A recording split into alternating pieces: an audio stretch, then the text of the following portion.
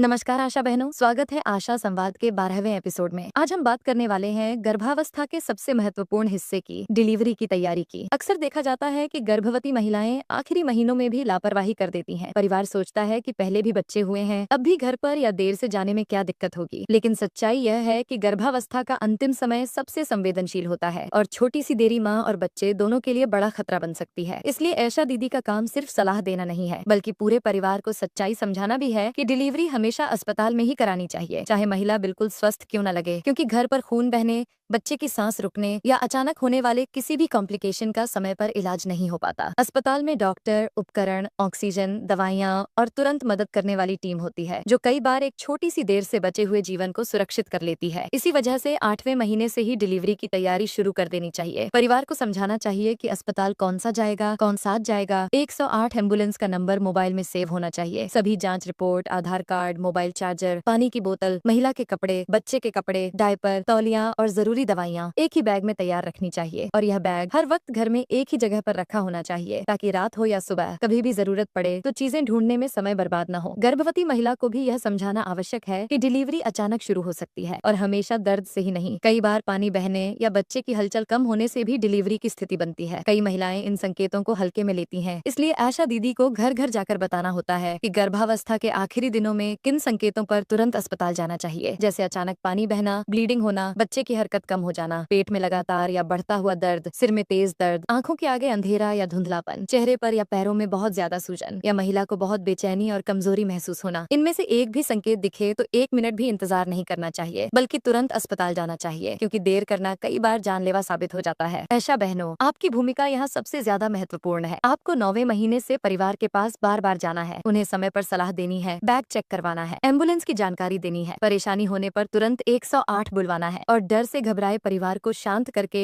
सुरक्षित अस्पताल पहुंचाना है। आपकी मौजूदगी ही परिवार को हिम्मत देती है। बहुत बार परिवार निर्णय लेने में डर जाते हैं, लेकिन आप उन्हें सही दिशा देती हैं और यही आपका सबसे बड़ा योगदान है। जैसे सीमा की कहानी, रात के 2 बजे उसका पानी बहना शुरू हुआ, परिवार घबरा गया, लेकिन उन्होंने आशा दीदी को फोन किया। दीदी ने बिना देर किए 108 बुलवाई, रिपोर्टें उठवाई, खुद भी जल्दी पहुंच गई। डॉक्टरों ने कहा कि अगर कुछ देर और हो जाती तो माँ और बच्चा दोनों खतरे में पड़ सकते थे, लेकिन आशा दीदी की समय पर समझदारी ने 2 जिंदगियां बचा ली। ऐसी कहानियां आपके हर गांव में होती हैं और ये साबित करती हैं कि आशा बहन सिर्फ एक स्वास्थ्य कर्मी नहीं, बल्कि गांव की लाइफलाइन है। आपके समय पर लिए गए फैसले, आपकी मौजूदगी, आपका अनुभव और आपकी शांत आवाज ही सबसे बड़ी सुरक्षा है। इसलिए आशा बहनों, डिलीवरी को कभी भी हल्के में न लें, क्योंकि यह पल ही माँ और बच्चे के आने वाले जीवन को तय करता है। आपकी एक सही सलाह एक परिवार की पूरी जिंदगी बदल सकती है। अब आज का सवाल यह है कि आपके क्षेत्र में महिलाएं अस्पताल में डिलीवरी कराने से क्यों डरती हैं? उनके कारण हमें लिखकर बताइए, ताकि हम अगले एपिसोड में उन कारणों पर भी चर्चा कर सकें। अगले एपिसोड में मिलेंगे नवजात की पहली देखभाल और स्तनपान की सही जानकारी के साथ। धन्यवाद।